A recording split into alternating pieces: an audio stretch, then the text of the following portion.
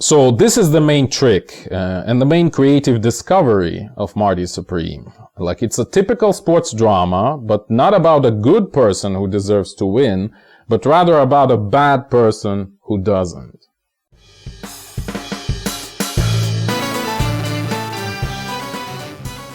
Greetings, this is Eugene the Philosopher, the greatest living philosopher after the unfortunate passing of Quentin Robert de Nameland, who has been the greatest living philosopher before me.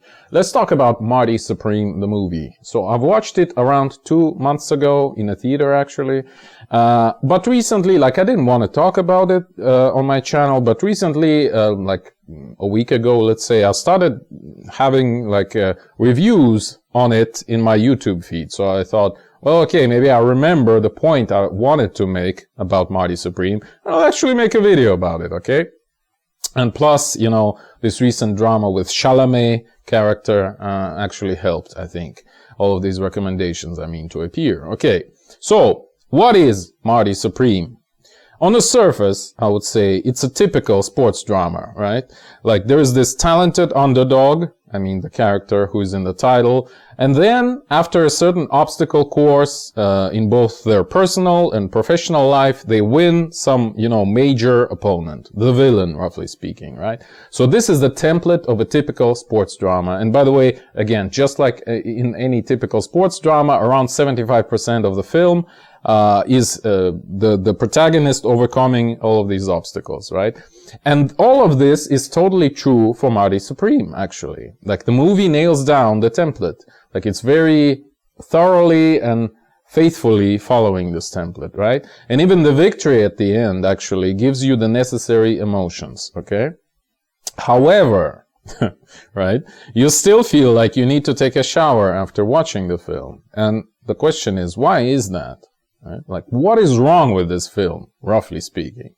Well, let's try to analyze it. So I would claim that in a regular sports drama, the protagonist is generally a normal person, okay? Or a team. I'll just formulate my points for a person, but you can kind of reformulate them for a team, for your own liking, if you wish, okay? So,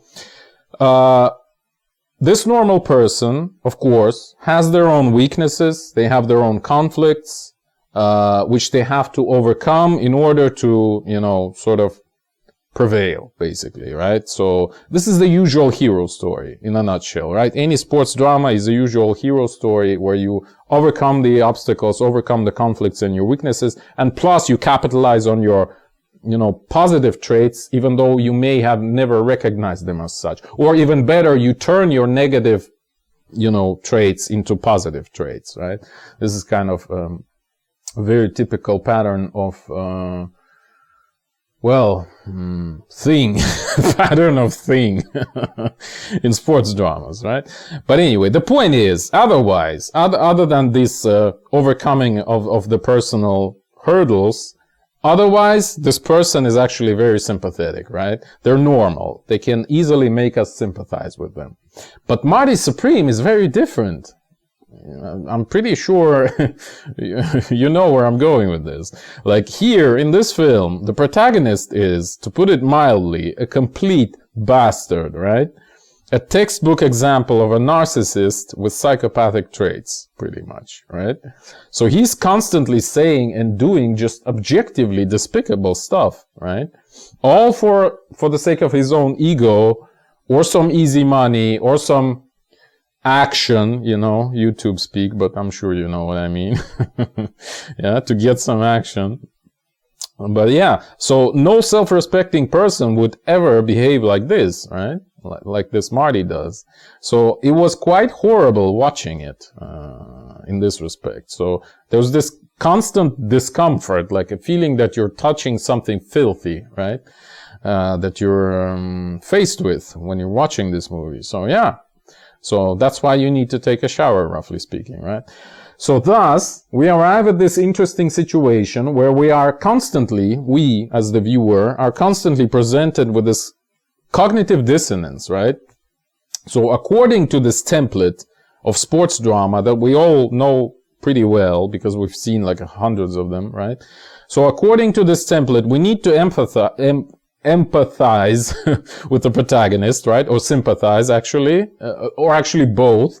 By the way, watch my video, Empathy versus Sympathy, I think it's called, where I analyze these terms. Anyway, so due to some inertia of thought, again, since we've watched way too many movies of this sort, we kind of fall into it. We kind of start sympathizing and empathizing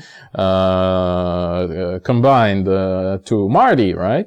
Or not to, just Marty, okay? However, basically every, 5 minutes, Marty does something that makes us, kind of back off. Like, what are you doing, dude? Like, this is horrible. Stop doing this, okay? So we're kind of like, as if we were falling asleep and somebody kind of shook us. And we finally woke up, right? And we realized, like, what is going on? This is horrible, right? And then we start falling asleep again. Like, we start sympathizing again, because again, this is the template. Like, he's the protagonist. Like, we kind of have to sympathize and empathize, right?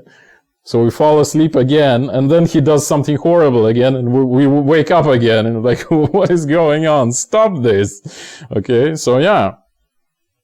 So the movie is kind of teasing you constantly. And in this respect, actually, like this dynamic, like this back and forth dynamic is very similar to what I talked about in Miracle Mile, right? See the link in the description, which is a much better movie, spoiler alert, than Marty Supreme. But still, anyway, we're talking about Marty Supreme here. But still, watch my video about Miracle Mile. So, yeah, the movie, Marty Supreme, is constantly teasing you with this, right? By forcing you to empathize with this absolute POS / SOB, right? In case you don't know what POS means, P it stands for peace, okay? And in SOB, S stands for a sun, okay? And recently, by the way, there was a TV series, Ripley. I also made a video about it, link in the description, where we have this similar situation where the protagonist is a POS / SOB, but of a different sort, okay? So here we have like just of a different sort. Let's end on this. But I have to remind you that in Ripley, we have a template of a noir film. And here we have a template of a sports drama. So these situations are quite different, even though the protagonists are somewhat similar. Not quite similar, actually quite different, but somewhat similar, okay? Anyway, so this is the main trick and the main creative discovery of Marty Supreme. Like, it's a typical sports drama, but not about a good person who deserves to win, but rather about a bad person who doesn't, okay? So this is kind of the point of this movie, and this is, again, what you may call a creative discovery behind it. The main, I would guess that was the main motivation for the screenwriters to even write something like this, right? Like, let's make a typical sports drama. Like, remember, recently, actually, something like a year ago, or less than a year ago, actually, F1 came out. A very, very super classical sports drama. I've watched it, actually, again, around, I don't know, half a year ago, maybe. And I kind of liked it, but it was very vanilla, It's like a very, very typical sports drama vibes, except they also took this trope of, like a retired specialist, kind of like they take this guy who is like very old, but very experienced and have his own stuff, blah, blah, blah, blah, blah, blah, have his own tricks, etc. So yeah, but otherwise, like, F1 is 100% like clear-cut template sports drama, right? Yeah. And in Marty Supreme, it's different, right? Like, it's tangibly different, emotionally different, right? Because the protagonist is actually POS / SOB, right? So yeah. And notice, by the way, how there are basically no good characters in the film at all. Or rather, like, not none at all. Like, there are obviously good characters, but they are somewhere in the background, like, even this deaf Japanese guy, who is like the main villain, like he has won everyone despite all odds, right? And he is actually, if you think about this, much more fitting to be the protagonist, right? In a classical sports drama, right? So yeah, or classic, or how do you say it? Typical. Let's call it typical. So this, what's his name? There's like 4 letters. I forgot. Never mind. But he's actually based on a real character. And Marty is as well, I think. But anyway, like there was an actual deaf Japanese tennis player, or probably is still. And I think it's actually this guy who plays this role. So anyway. So he's like, I mean, deserves respect, right? Like, he's winning against all odds, pretty much. So this is kind of the typical protagonist of a sports drama. Anyway, but here, our villain is this Japanese guy who's like, you know, like he actually deserves, all the accolades he gets, you know, all the prizes he wins, right? And the protagonist isn't. He doesn't deserve anything, pretty much, the way he behaves. And, even at the end, he gets no redemption, right? Like, you just know he would continue to be a POS/SOB, trademark. I feel like I have to put it here. Even despite the birth of his child at the end, right? So he would still, like, you just know internally, right? That he would just continue to poison the lives of everyone around him, right? Yeah. Sad times. Well, is this a good film? Like, what's our conclusion? Probably not, I would say, you know? Like, I would rate it probably 6 out of 10, not even 7, you know? Just because of constant discomfort, you know? Again, I've already described why you have this discomfort. Because you are forced to observe this bastard, right? And you are even forced on top of it to, you know, empathize and sympathize. And it's horrible. I wouldn't probably watch it again. I don't know, maybe in like 20 years, if I'm gonna be alive. Though anyway, I don't feel like I've wasted time. Like, I feel it was a good new experience in this respect, right? Like, there is definitely something new, something creative in this respect. But anyway, I can't get rid of the feeling that there is something missing, you know, creatively. So yes, we have somewhat deconstructed the template, right? So we don't have a good person who should win and therefore they win, but rather we have a bad person who shouldn't win, but they still win. But not really. I mean, it was like a, you know, a show match, right? So I don't know, like mixed feelings, you know? You get mixed feelings from this movie, to say the least. And a great deal of discomfort, actually. So I've had a video quite a while ago. I think it was called, Why is the Modern Art So Bad? Link in the description. So there I say that art is about overcoming the rules, right? And not demolishing them. So I feel like in this movie, what the creator did, creators, plural, did, is they actually demolished the rules.